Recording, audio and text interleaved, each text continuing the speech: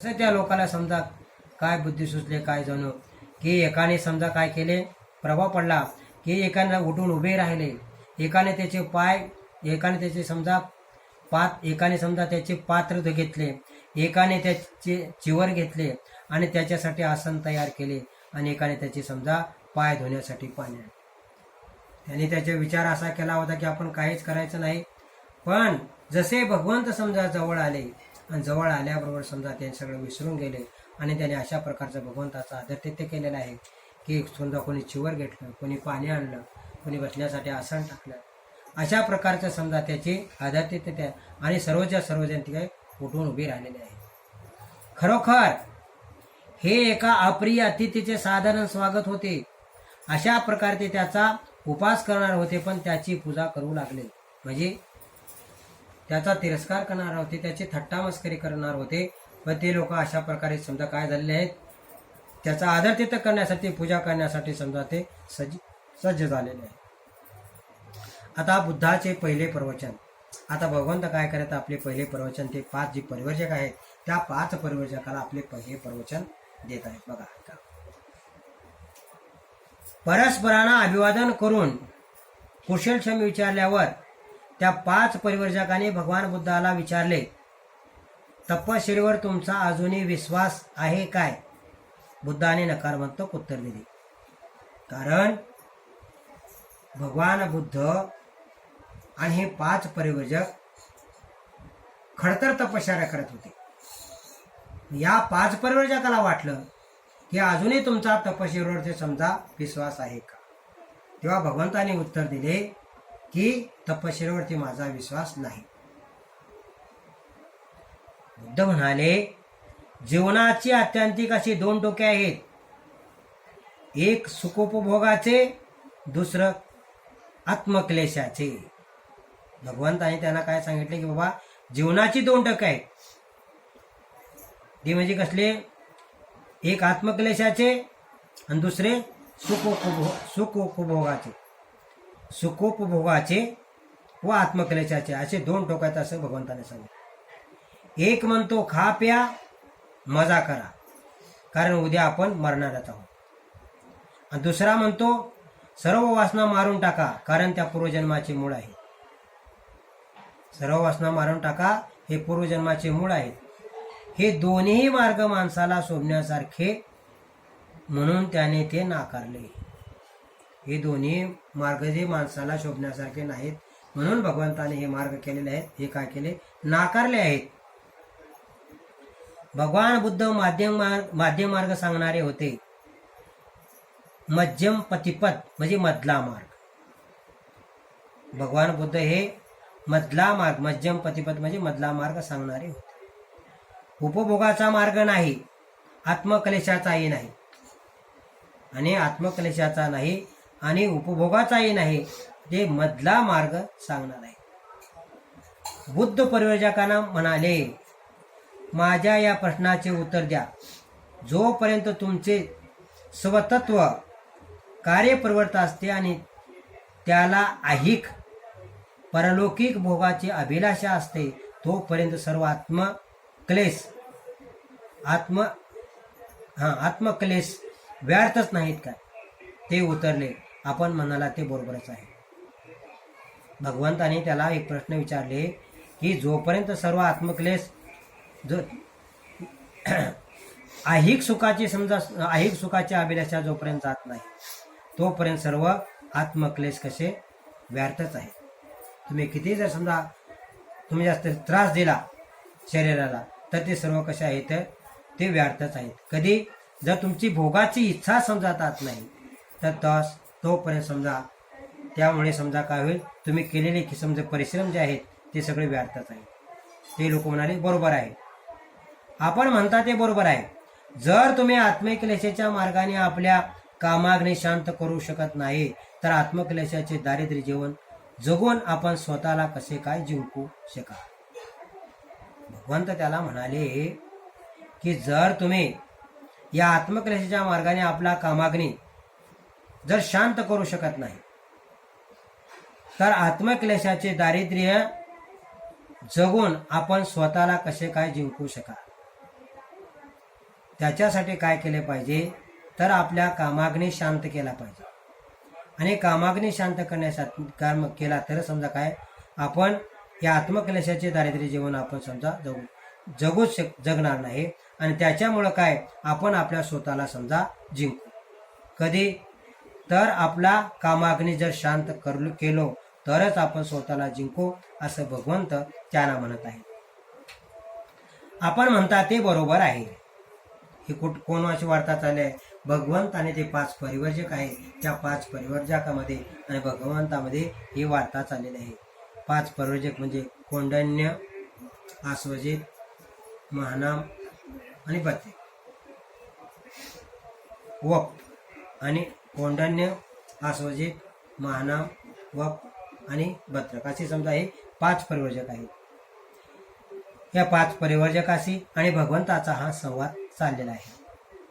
जेव्हा तुम्ही स्वतःवर विजय मिळवू शकाल तेव्हाच फक्त तुम्ही कामतृष्णेपासून मुक्त होऊ शकाल. मग तुम्हाला ऐहिक सुखोपभोगाची इच्छा होणार नाही आणि नैसर्गिक गरजा म्हणजे तृप्तीमुळे तुमच्यात मलिन विकार निर्माण होणार नाहीत आणि तुमच्या शारीरिक गरजेनुसार तुम्ही खा प्या. भगवंत म्हणाले की आपली शरीराची गरज पुरण्यापुरते समजा आपण खाऊ पिऊ शकतो. पण हे भगवंत कोणाला सांगत आहे? त्या 5 परिवर्जकाला सांगत आहे. जेव्हा स्वतःवर समजा आपण विजय मिळू शकतो म्हणजे स्वतःच्या मनावरती जेव्हा आपण विजय मिळू शकाल तेव्हा समजा तुम्ही काय व्हाल की या कामतृष्णेपासून समजा तुम्ही मुक्त होऊ शकाल. मग तुम्ही ऐहिक सुखोपभोगाची इच्छा होणार नाही. जेव्हा तुम्ही तुमच्या मनावरची विजय मिळवाल तेव्हा तुमच्या या क्षणिक सुखावरती समजा तुम्ही विजय मिळवू शकाल. अन्यथा समजा याच्यावरती विजय मिळवू शकणार नाही. मग तुम्हाला ऐहिक सुखोपभोगाची इच्छा होणार नाही आणि नैसर्गिक गरजांच्या तृप्तीमुळे तुमच्यात मलिन विकार निर्माण होणार नाही. आज हे नैसर्गिक काय गरजा आहेत त्याच्यामुळे समजा तुमच्यात काय होणार आहे ते तृष्णा उत्पन्न होणार नाही, अतृप्ती निर्माण होणार नाही. म्हणजे शारीरिक गरजेनुसार मात्र समजा आपण खाल्लं पिल्लं पाहिजे असं भगवंत त्या 5 परिवर्जकाला सांगत आहे. सर्व प्रकारची विषयासक्ती उत्तेजक असते. विषयासक्त मनुष्य काम वासनेचा गुलाम बनतो. भगवंत म्हणाले ज्याच्याकडे समजा विषय आसक्त म्हणजे समजा तो आसक्त आहे, ज्याला मोह आहे, ज्याविषयी समजा आसक्ती आहे आणि त्याच्यामुळे तो काय म्हणतो तो काम वासने म्हणजे त्याचा तो गुलाम बनतो. उदाहरणार्थ एखाद्याला समजा तर व्यसन असतं मग तुम्ही त्याला कितीही समजा ते व्यसन कमी करण्यासाठी समजा प्रयत्न केला तर तो त्याचा गुलाम बनलेला असतो. मग त्याला कितीही जर त्रास झाला त्याचा जीवही जर जात असेल तरी तो त्या जीव गेला तर चालेल पण तो व्यसन सोडत नाही कारण तो त्याचा गुलाम झालेला असतो. म्हणून भगवंत म्हणतात की अशाचा समजा विषयासक्त झालेला मनुष्य काय असतो तो गुलाम बनतो आणि सर्व प्रकारची समजा सुखासक्ती अधपतन करणारी ही नीच कर्मे असते. आणि या नीच कर्मामुळे काय झालं असतं तो या क्षणिक सुखाचा समजा स्वाद घेत असतो आणि त्याच्यामुळे समजा त्याचं काय होतं अधपतन होतं. अशा माणसाचं पतनच होतं असं या ठिकाणी भगवंतांना सांगतो. तथापि माझे तुम्हाला सांगणे आहे की जीवनाच्या स्वाभाविक गरजांची पूर्ती करणे हे वाईट गोष्ट नाही. शरीराने आरोग्य राखणे हे आपले कर्तव्य आहे. शरीराची समजा गरज भागवणे हे वाईट गोष्ट नाही पण शरीराने आरोग्य राखणे हे आपले कर्तव्यच आहे. कारण शरीराचे समजा आरोग्य राखण्यासाठी आपल्याला खाल्लं पाहिजे. नाही तर तुम्ही तुमचे मन सुदृढ आणि स्वच्छ ठेवू शकणार नाही आणि प्रज्ञारूपी प्रदीपी समजा प्रज्वलित करू शकणार नाही, राखू शकणार नाही. हे परिवर्जक ही गोष्ट ऐकून समजून घ्यावे की हे 2 आत्यंतिक टोके अशी आहेत की माणसाने त्याचा कधीही अवलंब करू नये. एक टोक म्हणजे ज्या गोष्टीचे समजा आकर्षण काम औषधाच्या तृष्णेमुळे होते.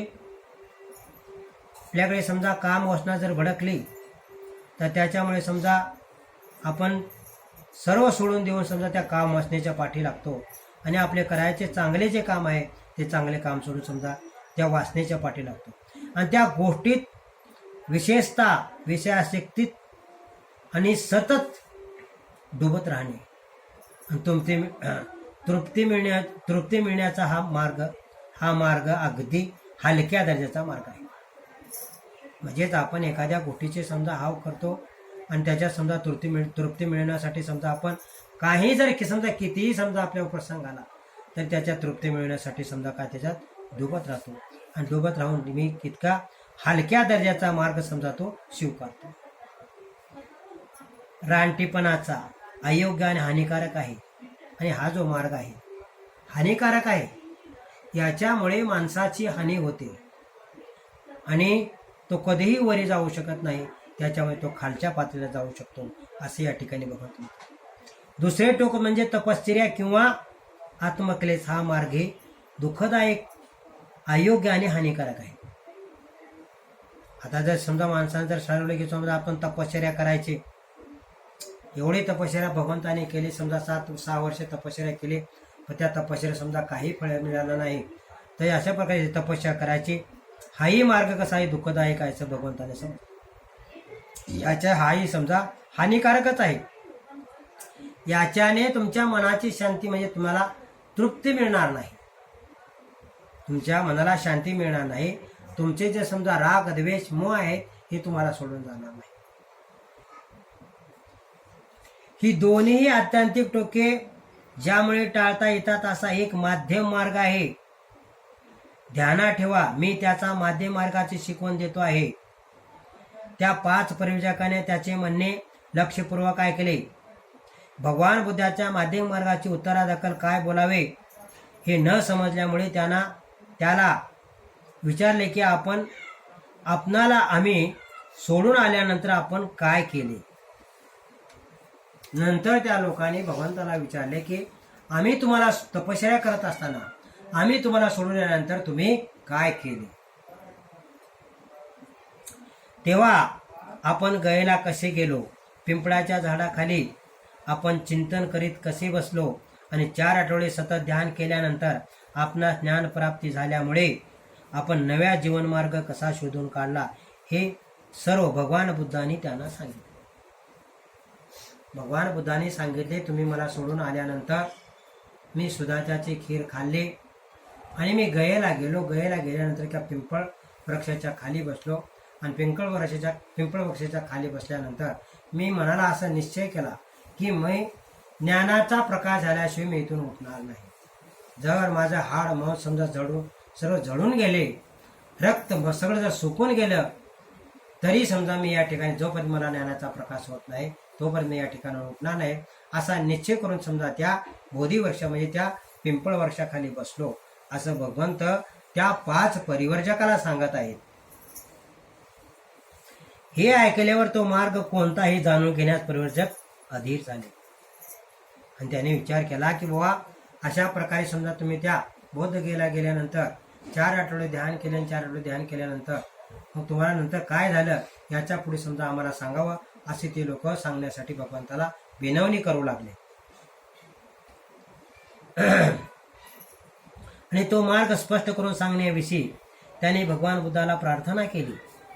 भगवान बुद्धाने त्याची विनंती मान्य केली आणि जो भगवंताला समजा जो ज्ञानाचा प्रकाश झाला होता ते त्या 5 परिवर्जकांनी भगवंताला विनंती केली आणि विनंती करून म्हणतात की भगवंत तुम्हाला जो समजा ज्ञानाचा प्रकाश झाला ते आम्हाला सांगावा अशा प्रकारची विनंती त्या 5 परिवर्जकाने केलेली आहे.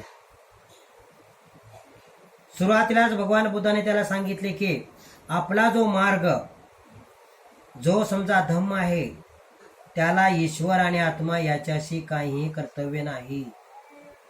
भगवंताने प्रथमतः त्याला सांगितले आपला जो मार्ग आहे माध्यम मार्ग त्याला धम्म आहे, तो काही धम्म आहे, ईश्वर आणि आत्मा याच्याशी त्याचा काही संबंध नाही. ईश्वर आणि आत्मा याच्याशी काही संबंध नाही. कारण पूर्वीचा समजा त्या लोकांच्या मनावरती अशा प्रकारचा घोडा होता की ईश्वर आहे, परमेश्वर आहे, चराचर सृष्टी तृप्त आहे, आत्मा आहे, अमर आहे, अविनाशी आहे, अशा प्रकारचा त्यांच्या मनावरती बिंबवलेलं होतं. म्हणून भगवंत म्हणतात की बाबा हा जो मार्ग आहे आत्मा आणि ईश्वर याच्याशी समजा संबंधित नाही. त्याचा मरणोत्तर जीवनाशी कसलाही संबंध नाही. त्याचा आत्म्याचा आणि ईश्वराचा कसलाही संबंध, कर्तव्य त्याच्याशी काही कर्तव्य नाही. तसे त्या धम्माचा एक कर्मकांडाशी काही संबंध नाही आणि कर्मकांडाचा सुद्धा त्याच्याशी काही संबंध नाही. माझा जो धर्म आहे कर्मकांडाशी सुद्धा त्याचा काही संबंध नाही असं भगवंत त्या 5 परिवर्जकाला सांगत आहेत. माणूस आणि माणसाशी आणि माणसाचे या जगातले नाते हा भगवान बुद्धाचा केंद्रबिंदू आहे. भगवान बुद्ध आणि त्यांचा धम्म म्हणजे ते भगवंताने सांगितले की माणूस आणि माणसाचे या जगातील नाते हा भगवंताचा केंद्रबिंदू आहे. हे महत्वाचं वाक्य आहे की बाबा भगवान बुद्ध आणि त्यांचा धम्म म्हणजे काय, तर माणूस आणि माणसाची या जगातील नाते म्हणजे समजा हा भगवान बुद्धाचा केंद्रबिंदू आहे. धम्माचा केंद्र भगवान बुद्धाच्या धम्माचा केंद्रबिंदू आहे. बुद्धाने सांगितले की आपल्या धम्माचे पहिले अधिष्ठान आहे. भगवान बुद्ध म्हणाले आपल्या धम्माचे पहिले अधिष्ठान आहे. माणूस आणि माणसाशी जगातील नाते हे पहिले अधिष्ठान आहे. मनुष्य प्राणी दुःखात आहे, दैन्यात आणि दारिद्र्यात आहे हे त्याचे दुसरे तत्व होय. आणि भगवंत म्हणाले की मनुष्य दुःखात आहे, दारिद्र्यात दैन्यात आहे हे त्यांचे दुसरे तत्व आहे. हे सर्व जग दुःखात भरलेले आहे आणि जगातून दुःख नाहीसे करणे हा एकच धम्माचा उपदेश आहे. या जगात दुःख आहे आणि त्या दुःखावर मात करता येते. या जगात दुःख आहे आणि दुःखातून या जगात दुःख आहे आणि या दुःखातून सर्वाला समजा मुक्त करता येते. हा माझ्या धम्माचा उपदेश आहे. हे जग कसं दुःखात आहे आणि त्या धम्माच्या उपदेशाने समजा हे जग कसं मुक्त होतंय हे आपल्या धम्माचा उपदेश आहे, हे तत्व आहे असं भगवंत सांगत आहे. यापेक्षा धम्म म्हणजे दुसरे तिसरे काही नाही. धम्म म्हणजे दुसरे तिसरे असे काही नाही. दुःखाचे अस्तित्व मान्य करणे आणि ते नष्ट करण्याचा मार्ग दाखवणे हाच भगवान बुद्धाच्या धम्माचा पाया होय. दुःखाचे दुःख आहे हे मान्य करणे आणि दुःखावर मात करणे,